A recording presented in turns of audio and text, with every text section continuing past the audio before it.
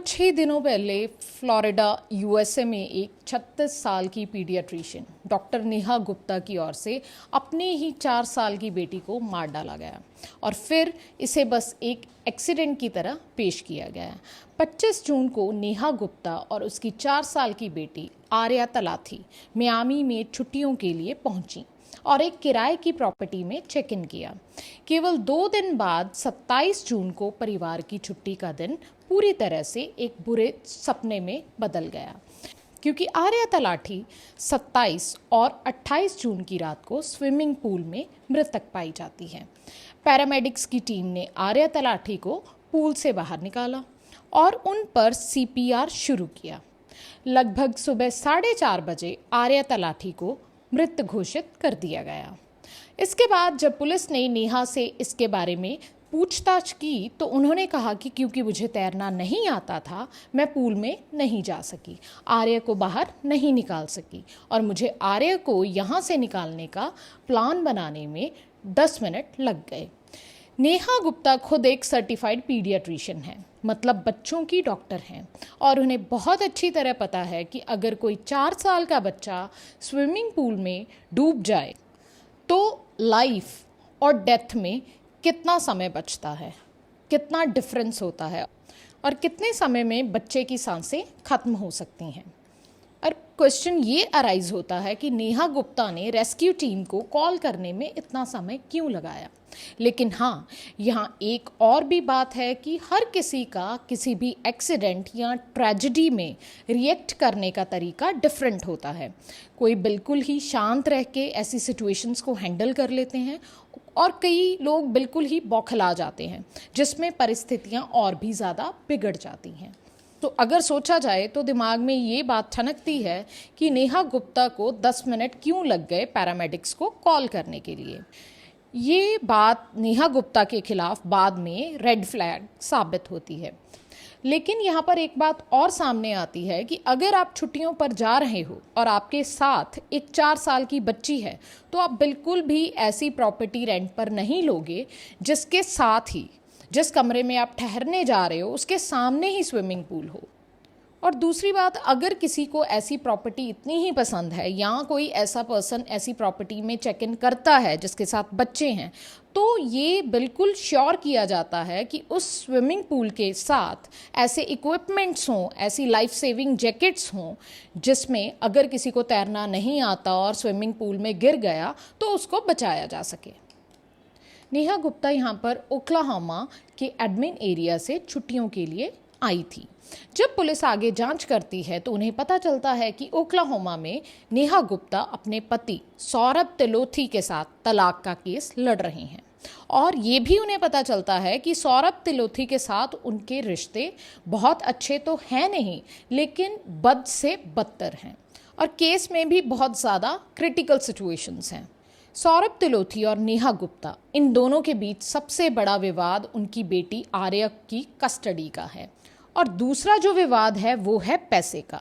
जब आर्या तिलोथी को मृतक घोषित कर दिया जाता है तो नेहा गुप्ता मियामी के शेरिफ ऑफिस के हेडक्वार्टर्स पहुंचती हैं और वहां अपना बयान देती हैं, और जो कुछ उनसे पूछा जाता है वह सब बताती हैं। और वो डिटेल में बताती हैं कि उस रात, जिस रात उनकी बेटी स्विमिंग पूल में गिरी थी, कि उस रात क्या हुआ था। और नेहा गुप्ता के अनुसार कहानी 26 जून की शाम से शुरू होती है।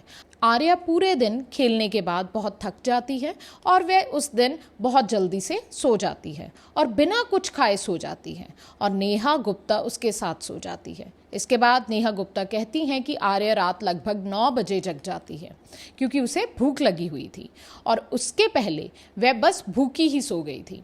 और उसके बाद नेहा गुप्ता कहती हैं कि मैंने उसे खाना दिया था, खाना खाने के बाद हम दोनों फिर से सो गए थे। नेहा गुप्ता कहती हैं कि कुछ अजीब आवाज़ें उन्हें सुनाई देती हैं जिसकी वजह से उनकी नींद खुल जाती है। जब वे इधर उधर देखती हैं तो आर्या उनके साथ बिस्तर में नहीं होती, तो वो कहती है कि मुझे डर लगता है और मैं अपना स्लाइडिंग डोर खोलती हूँ, और जब मैं बाहर जाती हूँ तो मैं देखती हूँ कि आर्या उस स्विमिंग पूल में डूबी हुई थी। और जब पुलिस अधिकारी नेहा से पूछते हैं कि एक 4 साल की लड़की ने स्लाइडिंग डोर ओपन कैसे किया, तो नेहा कहती है कि इसे बहुत आसानी से खोला जा सकता था, ये मैंने बाद में चेक किया।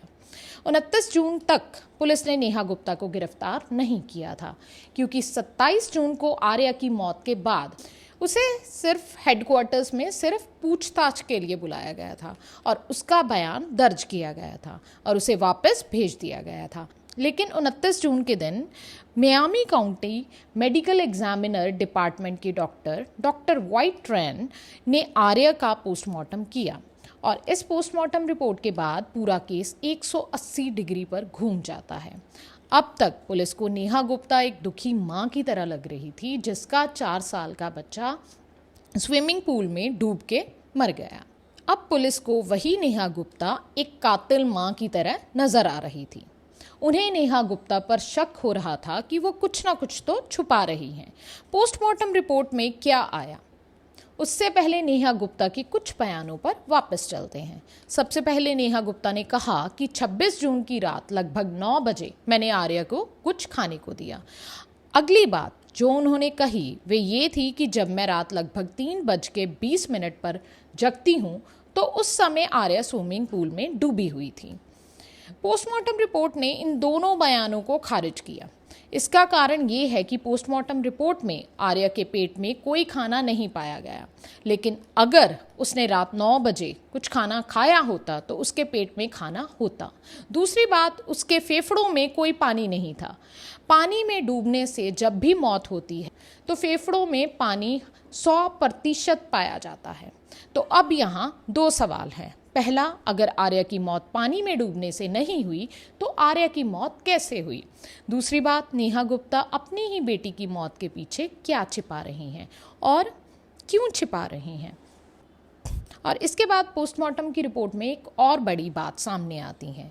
एक तरफ 4 साल की आर्या की मौत बहुत कुछ बताती है, लेकिन दूसरी तरफ ये उसकी अपनी मां नेहा गुप्ता की मुश्किलें बढ़ा देती हैं। डॉक्टर ट्विटर ट्रैन जबकि आर्या का पोस्टमार्टम कर रहे थे, उन्हें पता चलता है कि उसके गालों के अंदर वाले हिस्से पर, उसके चेस्ट पर और उसके मुंह के अंदर, उसकी बॉडी के कई बाकी हिस्सों पर खरोचों के निशान हैं। डॉक्टर ट्विटर ट्रैन के अनुसार ये सारी चीज़ें, ये सारे निशान और खरोचें सिर्फ उसी कंडीशन पर आती हैं जब किसी इंसान को ज़बरदस्ती उसके मुंह पर कोई चीज़ रख के उसको ज़ोर से दबाया जाता है। डॉक्टर ट्रैन ये कहते हैं कि अगर ऐसी कुछ भी चोटें किसी इंसान की डेड बॉडी पर पाई जाती हैं तो ये श्योर होता है कि उसकी मौत गला दबाने से या उसकी सांसें ज़ोर से बंद करने पर हुई हैं और ज़बरदस्ती उसके मुंह पर कुछ रखा गया होगा, जिसकी वजह से एक छोटी सी 4 साल की बच्ची दम तोड़ गई। और आखिर में डॉक्टर ट्विटर ट्रान एक बिल्कुल डिफरेंट बात कहते हैं। वो कहते हैं कि 4 साल की आर्या तिलौथी की मौत डूबने से नहीं हुई, बल्कि उसके चेहरे पर कुछ ऐसी वजनदार चीज़ रखी गई थी जिसकी वजह से उसकी सांसें बंद हो गईं। और डॉक्टर ट्विटर ट्रान ये भी कहते हैं कि जब आर्या को बाहर निकाला गया तो आर्या पहले से ही मृत थी। अब सोमवार 30 जून को कोर्ट ने नेहा गुप्ता को गिरफ्तार किया और फ्लोरिडा से ओक्लाहोमा वापस भेजने का आदेश दिया। नेहा गुप्ता के बचाव वकील, डिफेंस के लॉयर रिचर्ड कूपर आगे मीडिया को बताते हैं कि उनकी क्लाइंट नेहा गुप्ता के खिलाफ लगाए गए आरोप पूरी तरह से बेतुके हैं। नेहा गुप्ता के डिफेंस लॉयर कहते हैं कि वो खुद प्रॉपर्टी पर गए थे और स्लाइडिंग डोर खोलने की कोशिश की थी और बस एक हल्के से छूने से ही वो दरवाज़ा अपने आप खुल जाता है। बेशक रिचर्ड कूपर ने अपनी क्लाइंट को बचाने की पूरी कोशिश की, लेकिन यहाँ उन्होंने पोस्टमार्टम रिपोर्ट को पूरी तरह से इग्नोर कर दिया, जिसमें स्विमिंग पूल मौत का असली कारण नहीं था और रियलिटी में आर्या की मौत उसके ही बेडरूम में पहले ही हो चुकी थी। अब रिचर्ड कूपर ये भी कहते हैं कि वे कोर्ट में एक अर्जी दायर करेंगे ताकि आर्या का दोबारा पोस्टमार्टम हो सके, लेकिन यहाँ ज़्यादातर जो एक्सपर्ट्स हैं वो ये मानते हैं कि रिचर्ड कूपर केवल नेहा गुप्ता को बचाने की कोशिश कर रहे हैं और वे फैक्ट्स को बिल्कुल ही नज़रअंदाज कर रहे हैं। अगर दूसरा पोस्टमार्टम भी करवाया जाता है तो रिपोर्ट में बदलाव और बाद में जो रिजल्ट्स आते हैं उनका केस पर ज़्यादा इफेक्ट नहीं होगा। अब थोड़ा सा स्टोरी में पीछे चलते हैं। अब डॉक्टर नेहा गुप्ता और उनके हस्बैंड सौरभ तिलोथी के रिश्ते के बारे में बात करते हैं।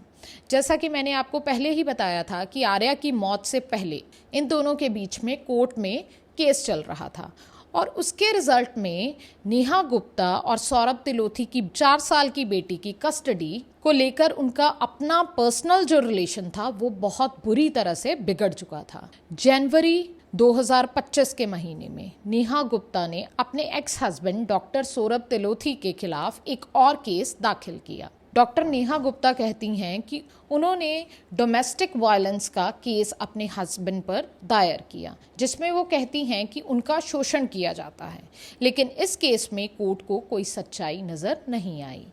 और जब कोर्ट ने देखा कि उनका रिश्ता बहुत बुरा था और बच्चे पर बुरा प्रभाव पड़ रहा था, तो उन्होंने एक पेरेंट कोऑर्डिनेटर अपॉइंट किया। लेकिन उसके बाद जब पेरेंट कोऑर्डिनेटर ने अपनी रिपोर्ट पेश की तो ये भी साफ था कि उनका रिश्ता बहुत बुरे लेवल पर खराब हो चुका था, जिसको बिल्कुल भी सुधारा नहीं जा सकता था। इतना बुरा कि वो पेरेंट कोऑर्डिनेटर ये भी बता रहे थे कि नेहा गुप्ता और सौरभ तिलोथी के साथ एक सेशन में वो दोनों आपस में एक इतनी बुरी तरह भिड़ रहे थे और रीज़न क्या था, सिर्फ आर्या की एक जिम्नास्टिक क्लास थी कि वो क्लास लगानी चाहिए या उसकी टाइमिंग क्या होनी चाहिए। और इसी दौरान उन दोनों के बीच में इतनी बुरी तरह से बहस हो जाती है कि ये पूरी तरह से आउट ऑफ कंट्रोल हो जाता है। और इसी दौरान वो पेरेंट कोऑर्डिनेटर को घर आना पड़ा और मामला सुलझाना पड़ा। और उसके बाद कोर्ट ने आर्या की मौत से ठीक 1 महीने पहले अपना आदेश दिया था कि आर्या तिलोथी की कस्टडी को उसकी मां नेहा गुप्ता से वापस लेकर उसके पिता को सौंप दी जाती है। आपको मैं ये भी बताती चलूँ कि जब नेहा गुप्ता और सौरभ तिलोथी के बीच में डिवोर्स का केस चल रहा था तो आर्या तिलोथी की जो कस्टडी थी वो उनकी मां नेहा गुप्ता के पास थी।